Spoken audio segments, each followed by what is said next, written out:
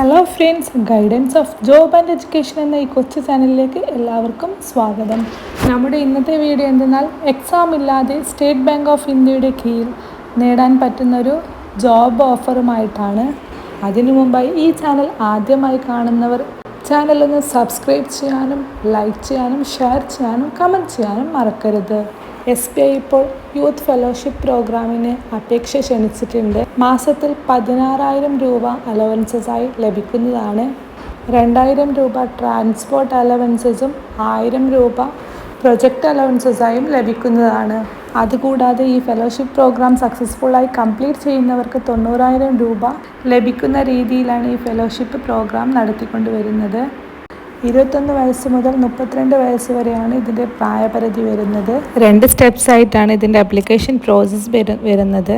First സ്റ്റെപ്പിൽ രജിസ്ട്രേഷനും അതേപോലെ തന്നെ ഓൺലൈൻ അസസ്മെൻറ്റും നടത്തുന്നതാണ്. അതിനുശേഷം പേഴ്സണൽ ഇൻ്റർവ്യൂ ഉണ്ടായിരിക്കുന്നതാണ്.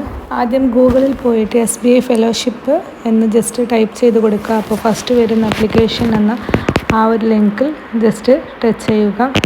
പിന്നീട് അതിൻ്റെ താഴെയായിട്ട് eligibility criteria, application process overview, final selection, on boarding, fellowship support എന്നത് കാണാൻ സാധിക്കും. അതിൽ ഫസ്റ്റ് വൺ എലിജിബിലിറ്റി ക്രൈറ്റീരിയ നമ്മളൊന്ന് ജസ്റ്റ് ക്ലിക്ക് ചെയ്ത് കൊടുക്കുക. അതിൻ്റെ എലിജിബിലിറ്റി ക്രൈറ്റീരിയ അവിടെ നമുക്ക് കാണാൻ സാധിക്കുന്നതാണ്.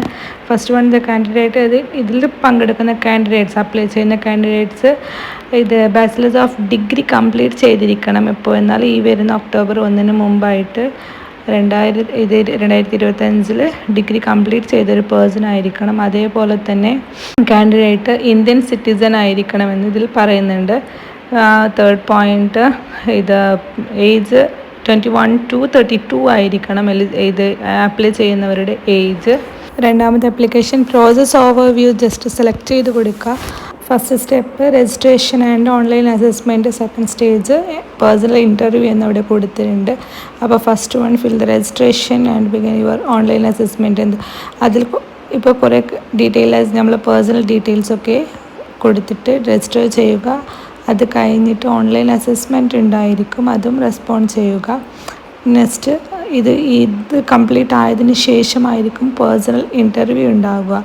എന്നിട്ട് അത് കഴിഞ്ഞിട്ട് എങ്ങനെയാണ് ഫൈനൽ സെലക്ഷൻ എന്നത് ജസ്റ്റ് ഫൈനൽ സെലക്ഷൻ ക്ലിക്ക് ചെയ്ത് കൊടുക്കുക. ഈ പേഴ്സണൽ ഇൻ്റർവ്യൂവിൽ സെലക്റ്റായ വ്യക്തികളെ SMS മുഖേനയോ അല്ലെങ്കിൽ ഇമെയിൽ മുഖേനയോ ഇവർ അറിയിക്കുന്നതായിരിക്കും.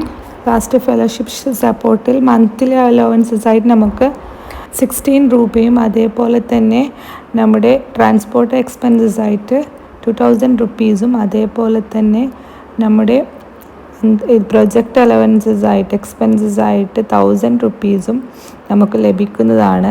പിന്നെ സക്സസ്ഫുള്ളായിട്ട് ഈ ഒരു ഫെലോഷിപ്പ് കംപ്ലീറ്റ് ചെയ്യുന്ന വ്യക്തികൾക്ക് 90,000 രൂപയും ലഭിക്കുന്നതാണ്.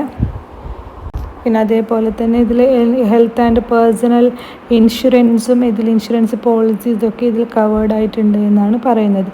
ഓക്കെ, ഇതിൽ എങ്ങനെയാണ് അപ്ലൈ ചെയ്യുന്നതെന്ന് നമുക്ക് ജസ്റ്റ് നോക്കാം. അത് ആപ്ലിക്കേഷൻ പ്രോസസ് ഓവർവ്യൂ വീണ്ടും വന്ന് ക്ലിക്ക് ചെയ്ത് കൊടുക്കുക. അവിടെ ഒരു ലിങ്ക് കാണാൻ സാധിക്കുന്നുണ്ടല്ലോ, ആ ഒരു ലിങ്ക് ജസ്റ്റ് ഓപ്പൺ ചെയ്ത് കൊടുക്കുക. ആ ലിങ്ക് ജസ്റ്റ് ഓപ്പൺ ചെയ്ത് കൊടുക്കുമ്പോൾ അവിടെയായിട്ട് നമ്മുടെ ഇമെയിൽ ID ജസ്റ്റ് ക്ലിക്ക് ചെയ്ത് കൊടുക്കുക. അതിനുശേഷം നമ്മുടെ പേഴ്സണൽ ഇൻഫർമേഷനാണ് ചോദിക്കുന്നത്. നമ്മുടെ നെയിം, നമ്മുടെ മൊബൈൽ നമ്പർ, അതേപോലെ തന്നെ നമ്മൾ വേറെ ഫോണിലാണ് വാട്സപ്പ് യൂസ് ആക്കുന്നതെങ്കിൽ ആ നമ്പർ, ഇമെയിൽ, അതിനുശേഷം നമ്മളൊരു പാസ്വേഡ് ക്രിയേറ്റ് ചെയ്യുക.